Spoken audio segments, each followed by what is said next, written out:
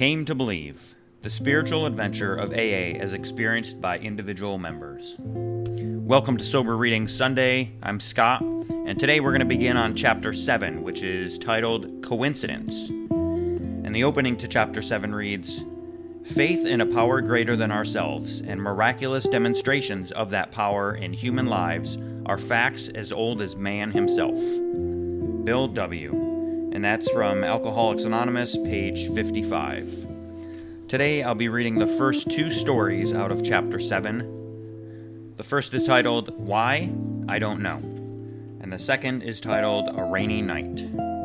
So here we go. Why? I don't know.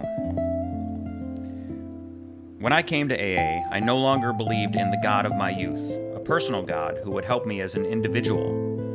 After being in AA quite a while, I tried to take the 12 steps to the best of my ability, in the order in which they were written. It was a slow and painful path, but I did not give up. I kept on trying. Step 3, I now believe, was the key that opened some door within my being and allowed spirituality to enter, not in a sudden flow, but as a trickle, on occasions just a drop at a time.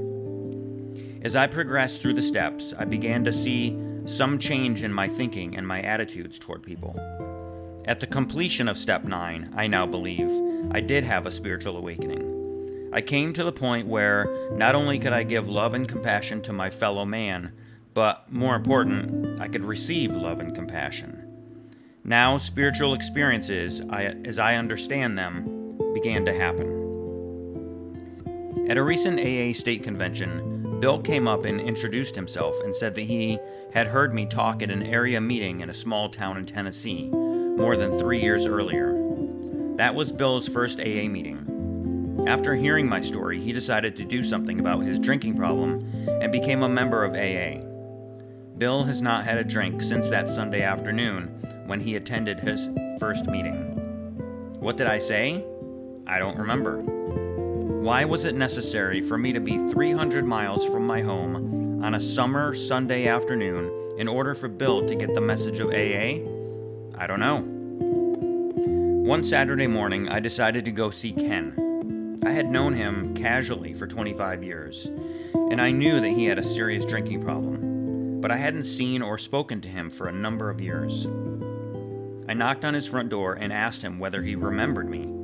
He said yes, and invited me in. I asked him how he was doing, and he said fine. I asked him how he was getting along with his drinking problem, and he said, oh, not too much trouble. I told him part of my story. As I stood up to leave, I said, how about going to a meeting with me tonight? He said he would, and I told him I would pick him up. But when I returned that evening, Ken had decided not to go.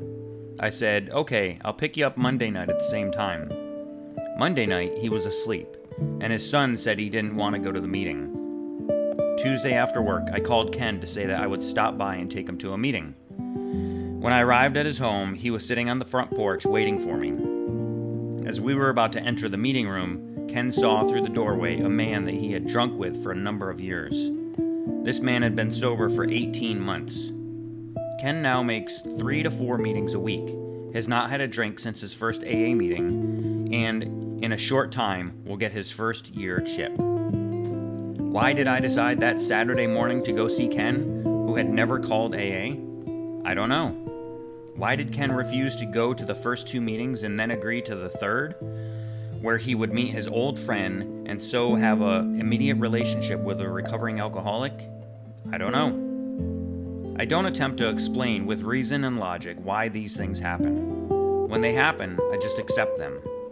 I feel perhaps that God, as I understand Him, found it necessary for me to suffer the pain and anguish of an addicted alcoholic and to go through the slow and, for me, difficult program of recovery in AA in order to be prepared and willing to do His will. I am grateful and thankful that God has given this to me.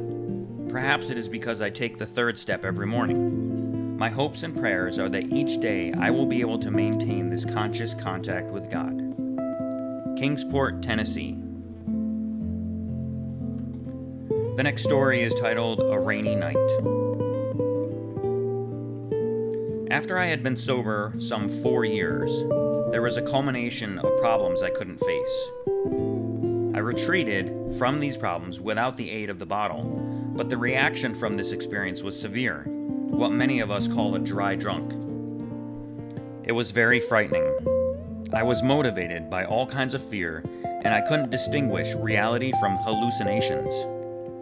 I was living in a room in a seaside resort, out of season, while I tried different ways to straighten out my thinking. Little chores like washing my socks and shorts would take an hour. It would take an endless amount of time to dress.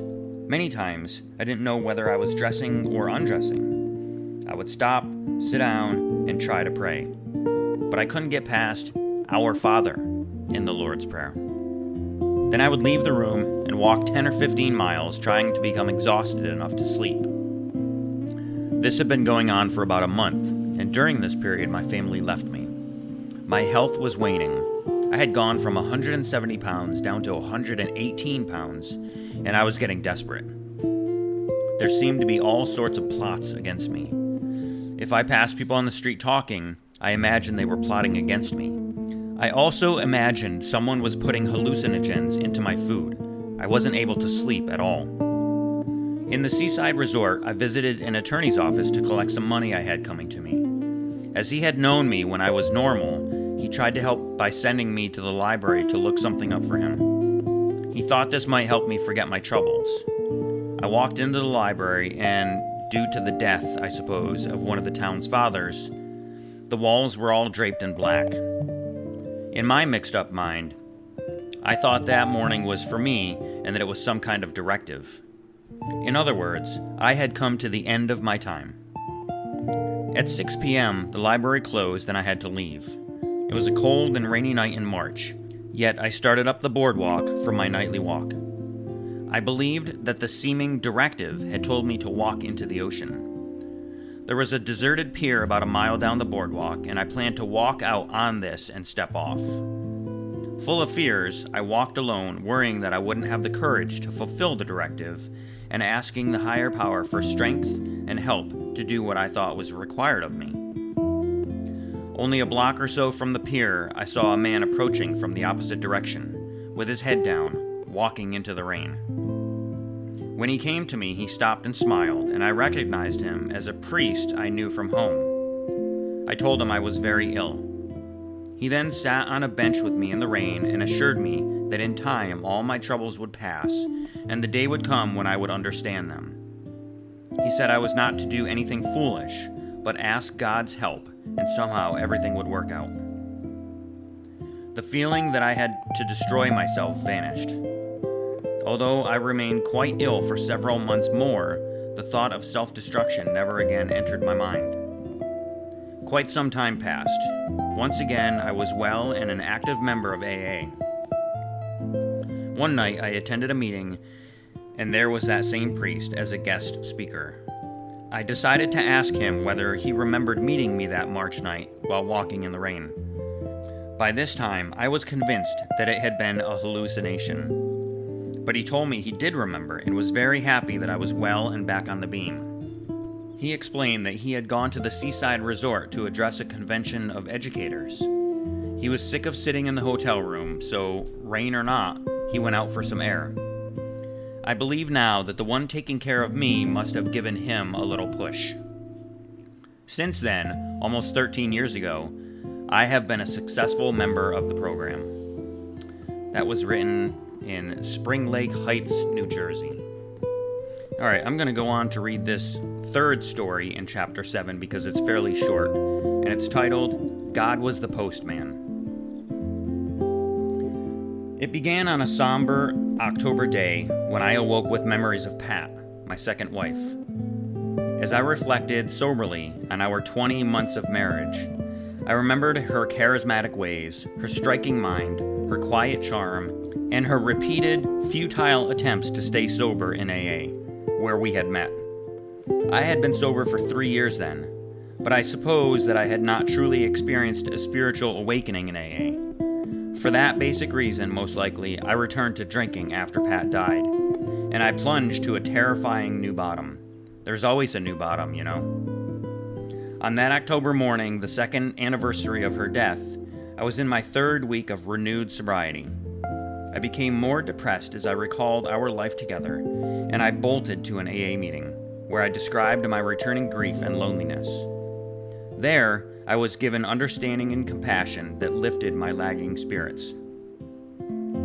For almost a year, absorbed in my alcoholic oblivion and shame, I had not written to my 2 teenage children. I refused, in my irrational thinking, to admit they could be aware that I was drinking again. But now I had written to them twice, letters I had been capable of writing solely because of rejoining AA. I had asked the kids to forgive me, barred my drinking, admitted my self-engulfed negligence toward them, and prayed they would somehow respond. For days, I had kept my eyes on the mailbox with anguish and fear that neither of my children would reply. On that October day, the mailman arrived with a letter from my 15-year-old son, who had had to undergo psychiatric treatment after his mother left me. His words are particularly thrilling when you realize that he hasn't been exposed to Alateen, but rather to the bitterness my first wife, his mother, still feels about me. His letter reads, I received your second letter today. I got your first letter a week ago, but I didn't get down to writing you until today. I'm very sorry. I love you very much. You don't know how glad I was to hear from you. I don't believe in condemning people. I have never condemned you, and the day I do will be the day I die. Condemnation is for people who are so small that they put other people down to make themselves feel big. I love you and I forgive you. I'd be a liar to say I wasn't disappointed, but that's all in the past. The past is gone. It's dead. We can't relive it or bring it back. I know how you must feel, guilty and ashamed. Don't worry, I'm on your side. You can count on me to try to understand and help you. As I read the letter, I cried, softly and gratefully. Yes, Pat was dead, but her death was, like my drinking, a matter of yesterday. My son's simple, love-infused letter had not reached me on the heart-trying day through coincidence. God was the postman. He made sure I would receive this inspiration, which in turn became my concept of his revelation. And he delivers each day, if I look for it, a fresh message of love, forgiveness, mercy, hope, and opportunity. The message that thousands, like Pat, cannot or will not see. That was written in Southgate, Michigan. And that brings us to the end of this Sober Readings Sunday episode. Thanks for listening. Until next time, don't drink, go to a meeting, and keep coming back. Have a great day. And as my friend Larry says, best day ever.